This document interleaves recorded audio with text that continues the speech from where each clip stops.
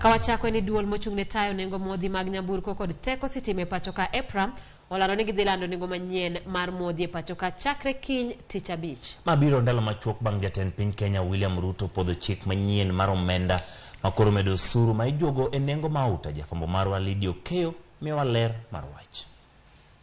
En lendo ma idhi gol gi duol mochungne tayo modhi mag nyamburko kod teko sitime pachoka EPRA. Lendo makoro dhi tero nengo mauta malo. Kaluwore gi chik manyien mar omenda manokete kogno gi jatend piny Kenya William Ruto, osuru michulo wi mauta ibiro chul nyadiriyo. E kinde ni oganda jo Kenya chulo osuru motesi ni VAT maromo Sh13.4 ewi lita ka lita ma petrol, Sh12.3 ewi lita ka lita ma diesel kod Sh11.9 ewi lita ka lita mar mauta mar taya. Lendo migeno tim tich abich gi duol mar EPRA no koro ulo ni oganda jo Kenya biro chulo omenda maromo Sh26 kaka VAT ewi nengo ma petrol lita ka lita, Sh25 lita ka lita ma diesel kod Sh24 ewi lita ka lita mar mauta mataya. Medruok mar atamalo 16 mar osuru no nyiso ni lita ma petrol biro idho nyaka Sh195 gi otongla abich, ka diesel dhi idho nyaka Sh180 to mauta mataya dhi bedo Sh174 e boma ma Nairobi. E kaunti ma Kisumu, petrol biro idho kowuok ka Sh181 gotongla aboro nyaka Sh194 gotonglo aboro. Diesel dhi wuok Sh167 gotongla 4 nyaka 180 gotongla 4. Kama mauta mataya dhi wuok Sh161 gotongla 7 nyaka Sh173 gotonglo 7. E kaunti ma Siaya, petrol dhi wuok Sh182 nyaka Sh195, diesel dhi wuok Sh167 gotongla 6 nyaka Sh180 gotongla 6. Kama mauta mataya dhi wuok Sh162 nyaka Sh174.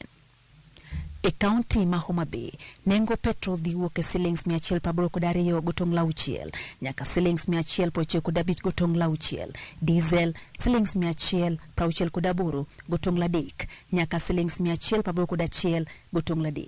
Kama mauta mataya dhi wuok Sh162 gotongla 5 nyaka Sh174 gotongla 5. Kamigori, petrol dhi wuok Sh183 gotongla 5 nyaka Sh190 gotongla 5. Diesel bro wuok Sh169 gotongla 1 nyaka Sh182 gotongla 1. Kama mauta mataya biro wuok Sh163 gotongla 3 nyaka Sh175 gotongla 3. Medo ke nengo mauta nenore ka gima dhi medo nengo mwandu e pachoka, ka nengo mag wuoth bende nitie luoro ni kidek medore. Jopiny pod medo golo pachgi ka girito lendo makamano. Upande wetu wa biashara tunaona kwamba biashara yetu imeathirika kwa sababu wale wateja ambao tulikuwa tunapanda unapata kwamba wanaenda kwa kazi zao kwa miguu kwa sababu gharama ya maisha imesonga. Kitu tu tunaomba kwamba sisi wa Kenya wacha tuvumilia, kama serikali iko na mwelekeo mzuri tuvumilie kwa muda fulani tuona kama hiyo gharama ya kuongeza kwa bei ya mafuta itazaa matunda ama hapana. Hii kazi yetu itakaa ngumu sana. Chuma customer waongezi pesa, hii kazi yetu sasa tunaona ni kama tutapaki hizi mapigipigi. Sasa hata maroni ikuje uchukue juu sasa hatutaweza kufuel mafuta na tulibe maloni. Juu sasa unapata unaweka mafuta 200 na unaunda 200 tu. Na uko na familia, watoto wanahitaji chakula nyumbani. Lazima sasa tuongeze ile bei ya usafiri kutoka sehemu moja kufika sehemu nyingine.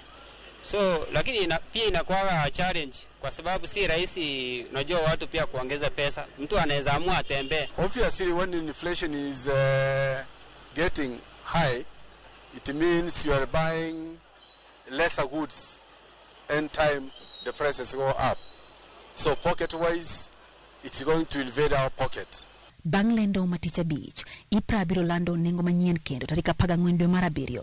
Lokruok mibiro time kind thuolo matin e dwe achiel kapile to ithoro chiw lendo no mag modhigo bang' dwe achiel. Lydia Okeyo, Ramogi TV, Nairobi. Ramogi thuolo